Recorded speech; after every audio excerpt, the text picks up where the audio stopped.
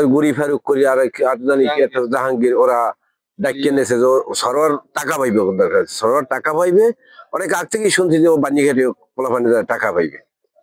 তারপরে ওরা ডাকিয়ে নেছে, ঠিক আছে টাকা নেয় না, টাকা নেওয়ার কথা পরে শুনছি সন্ধ্যাকালে যারে 4-5 জনে মিলিয়া ও পাইছে। কি করার আছে আসলে, তো এইভাবে একটা মানুষের ডাক্কে নিয়ে মারা, যা তো মানে শত্রু থাক যাই থাক, ডাক্কে নিয়ে খালি খালি একটা মানুষের কোপাই মারা, এটা তো কাম্য না। তো আইন না থাকলে তো আমরা যাই আইন দেখাই দিতাম। আমরা তো চাই যে সুস্থ তদন্ত করিয়া সুস্থ বর্জনের দৃষ্টান্তমূলক শাস্তি হয়। 6 জনে মিলিয়ে মারছে বলে। মারছে তো ওই যে এরা ডাক্কিন টাকা পাইবে, টাকা চাইতে গেছে, ফোন দিয়ে টাকা নেওয়ার জন্য আনছে, জান্ডা রেখে দিয়েছে আর কি।